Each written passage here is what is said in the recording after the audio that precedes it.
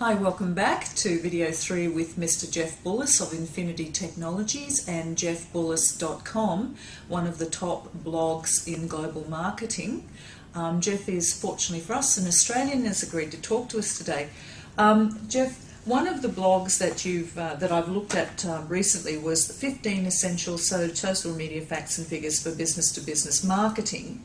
And along with some other people who've written, who you've referenced in that blog post, you've got some facts and figures to consider for business-to-business or B2B social media marketing. Now, I know that you wear the sales and marketing hat here at Infinity Technologies, and I note that point 15 says sales generate 53% of their own leads and the marketing department provides only 24%. And of course that's from a particular source, but and also of course classically 90% of marketing deliverables are not used by sales, which is kind of a staggering figure to me. But what is your perception of the traditional, more established sales and marketing role moving forward into this new decade where there's so much more that's available to us, but people probably don't have the time to explore it? But how do you see this evolving? Well, it's evolved in the last few years where you actually, the old traditional means were cold calling. Salespeople are hired, here's a list, start calling. And with the rise of what I call call centres out of different countries around the world because of cheaper labour, we're getting a lot of cold calls, especially for selling mobile phones and the like. And that is becoming less and less effective. In fact, if you're paying a salesperson maybe $50,000, $100,000 a year base and you expect him to be a good cold caller, that is a really big waste of his time and resources. So what Infinity we do, we concentrate much more on what we call inbound marketing. And this is what I call new marketing, especially for B2B, in that we create content that educates our users, because users are going to be checking you out with a Google search and they'll be reading your content saying, hey, these guys know their market, they know what they're about. So they might be checking you out for up to 12 months, 2 years, 18 months, 6 months, whatever. So what we concentrate on is search engine optimization, so people find us on Google easily. We also work on publishing content that we believe solves people's problems and provides information that's valuable. So we work on trying to create what I call great content. So this is what I call inbound marketing, that people are checking you out online, then eventually either email you or give you a call and say, I'm really interested in what you've had to say, so we'd like for you to give us a quote or do a proposal. So this is what I call the new marketing versus the old marketing. So do you want to create demand for your product, which is what I call inbound marketing, or do you want to annoy the hell out of your customers by cold calling them? Because I do know that I get a cold call, I'm finding the quickest way to get rid of them. And actually, one of the original blog posts I put on my blog when I started it about 18 months ago, nearly 2 years now, was the world is hanging up. And that's exactly what's happening, is that cold calling is so ineffective and it's annoying.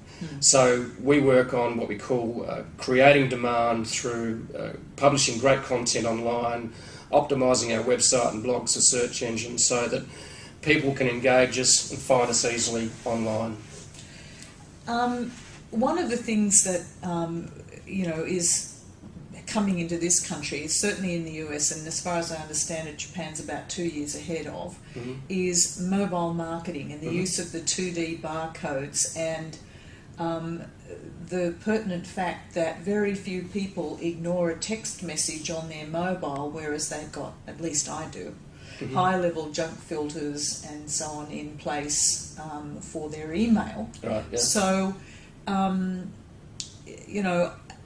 several people I've spoken to said, well, I'd be interested to get stuff that was good, but I don't want to be spammed. But I think, with what is called black hat and white hat SEO methods, I mean, there are obviously some people who aren't in it to deliver good content, who are there to make the quick buck, who don't care if they annoy the crap out of you.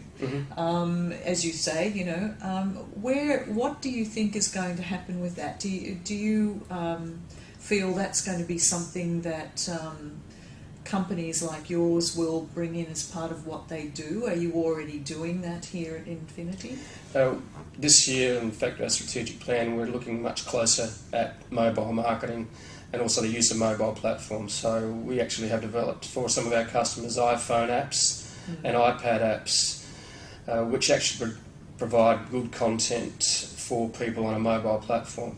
So the growth of what I call mobile channels, or like iPhone, that are connected to the internet, which is smartphones, that is a huge growth area. And it's treading a fine line between delivering content that people want. But if you're delivering content that's valuable and people want, and with the rise of what I call location-based services, because phones being connected to the net, they know where you are. So, and it's going to create a whole range of different services that, some are going to be annoying, but some will be extremely valuable. And with the rise of things like Foursquare, which uses mobile well, in other words, delivers offers to you when you're in a specific location, which are appropriate for what they've found you like and your preferences are.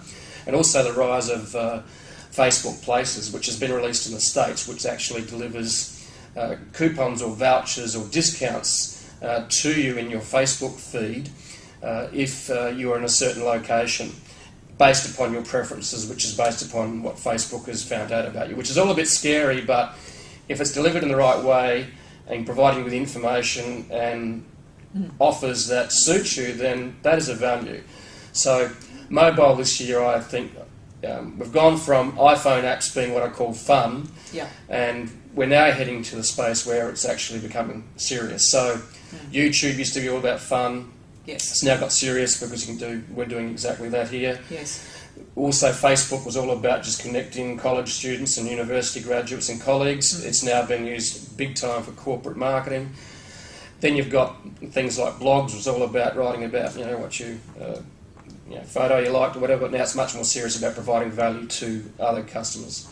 So mobile, I wouldn't ignore it. It's in Japan, smartphones are 90% of the market.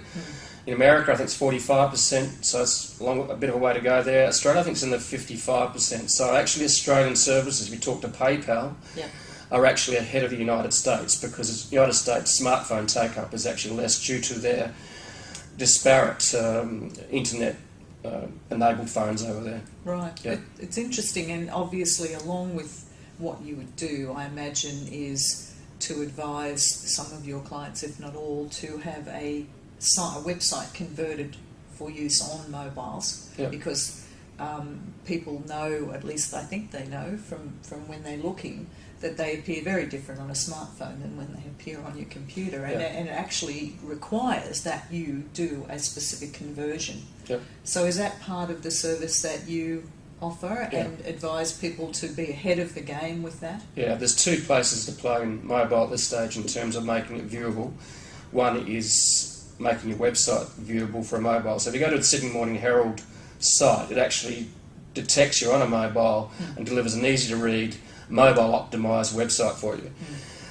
The second part of mobile is mobile apps that deliver information to you that is of value. So if you're a travel company, you might want to do a mobile app that helps your customers who are travelling by helping them find taxis or knowing what the weather's going to be in the city they're going to be in, those sorts of things. So a mobile app, and another thing that's great about a mobile app is it's like a logo sitting on someone's phone. It's like it's constantly in their face. So it's like branding on their phone, which is a constant reminder of your brand. So they're the two. Mobile optimised websites and also mobile apps, whether it be iPhone or smartphone apps or iPad as well, or tablets. Yes, I haven't got an iPad yet. I'm looking longingly at them. I love my iPhone except for the reception. I was just looking at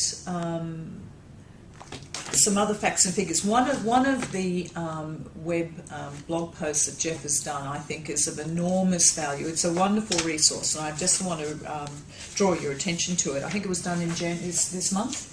Was 105 tips to make your blog rock. So please go to Jeff, JEFFBULLAS.com, and look for that blog post, because there is literally 105 tips of amazingly great information to help you to get your blog rocking.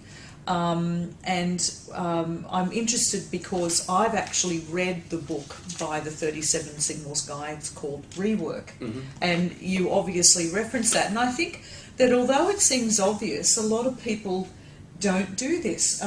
You know, for example, I could, when I'm doing this interview with you, just choose to use the audio for a podcast on iTunes, for example, as well as, you know, loading onto YouTube, because I think YouTube is the world's second largest search engine, isn't it? Yep. And people don't think of YouTube as a search engine, but believe you me, it is, and iTunes is up there in that too, and it's being underutilised, I think. So do you consciously practice that now of like, okay, I've got the audio, I'm going to get a transcript, it's going to be a PDF, it's going to be an ebook. I've noticed in the blog post that you do talk about doing this a fair bit. Yeah, I with the time resources that I have, I certainly take content and try and repurpose it into other forms. So if I've actually recorded, you know, presentations I've done, then I've loaded to YouTube, then I've turned it into a text document. So then I'll put it into a blog post. So you'll find then actually a PowerPoint presentation I've done, you can actually load that up to SlideShare, and that converts a PowerPoint presentation into a slideshow on the web. So that can be very powerful. In fact, one SlideShare presentation I did, I think within about a week it had close to 1,700 views. So that's what you do with your content. You put it everywhere you can in the various forms that people are comfortable with. Because some people like to watch a video, Gen Y. Some people rather read text in bullet form. So some people prefer to find it on Facebook. Some people like to read Twitter streams. So you've got to put your content out on as many platforms as you possibly can so people will find you and read your content in a format that they prefer. Yes, this is absolutely true. Yeah. And just because I know time is precious for you right now, one thing I read this morning, and I don't know if you know of it, is a new thing called TwileShare, TwileShare, and it's the version they're promoting it as something like WikiLeaks. I think of it as something like a tool called Dropbox, where you can actually, it's in beta, you can actually load up ebooks, PDFs, all kinds of things, much like TwitPic for pictures. Right. So that's just starting. So that will be another interesting use for people for Twitter. I think more stuff coming at us. Yeah. The information age, truly. Yeah, it's amazing, and I think we all can have fun with it and learn from it. Yeah. It can be overwhelming, but sometimes you've got to choose the platforms that you want to play on and get really good at those. There's literally thousands of social media platforms out there now, and I'm aware of some of them, but I think you've got to pick the main ones. And the top 5 that I would recommend that you use would be blogs, Twitter, LinkedIn, Facebook and YouTube. They're your top 5, and that's where I'd be playing first if you've got the time, but they're the top 5. Fantastic. Look, Jeff, thanks so much for giving me the time today. I urge all of you to really look at jeffbullas.com. He's an amazing resource, not quite a living national treasure, but soon to be nominated as one. And of course, his wonderful company, Infinity Technologies. Thanks so much, Jeff. Thanks, Maggie.